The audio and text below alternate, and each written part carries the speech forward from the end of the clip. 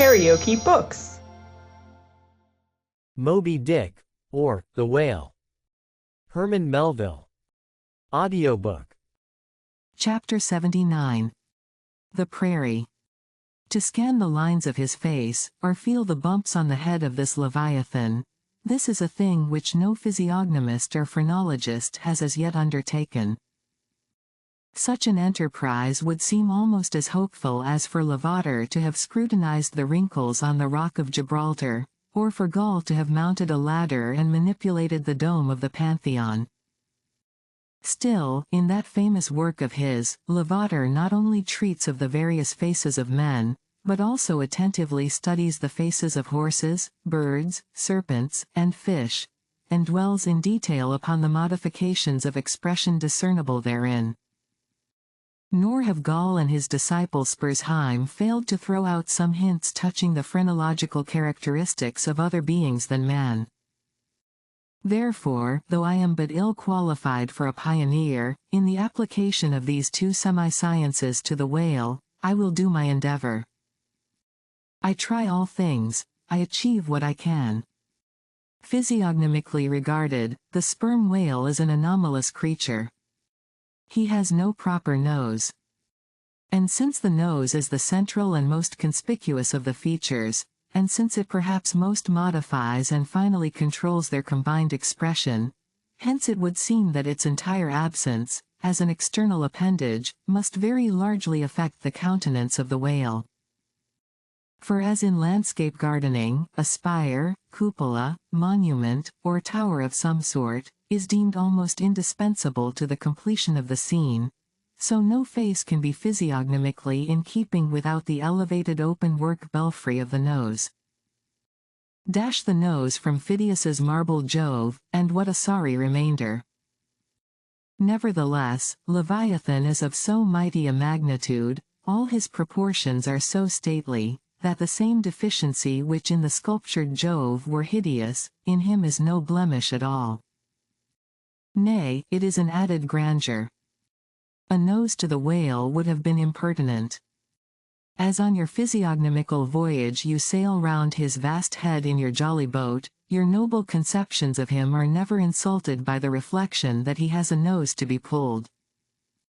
A pestilent conceit, which so often will insist upon obtruding even when beholding the mightiest royal beadle on his throne. In some particulars, perhaps the most imposing physiognomical view to be had of the sperm whale, is that of the full front of his head. This aspect is sublime. In thought, a fine human brow is like the east when troubled with the morning. In the repose of the pasture, the curled brow of the bull has a touch of the grand in it. Pushing heavy cannon up mountain defiles, the elephant's brow is majestic.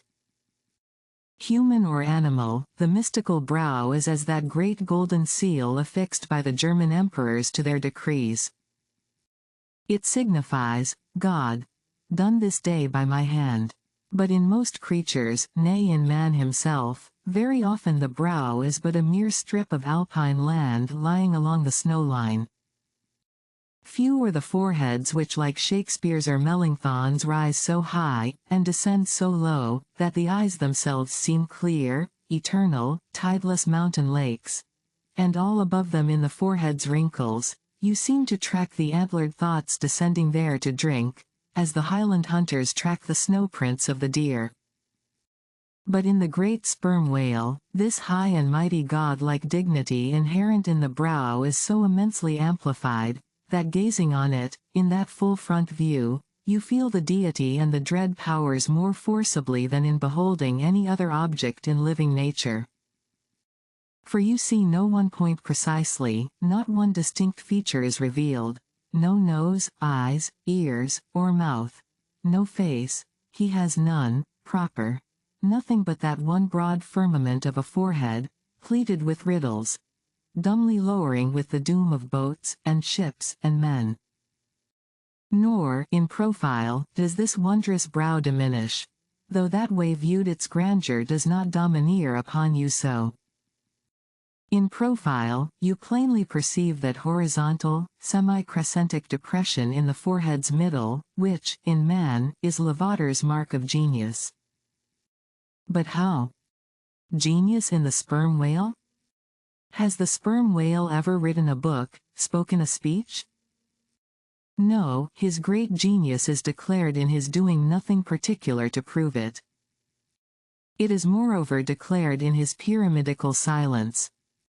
And this reminds me that had the great sperm whale been known to the young Orient world, he would have been deified by their child Magian thoughts.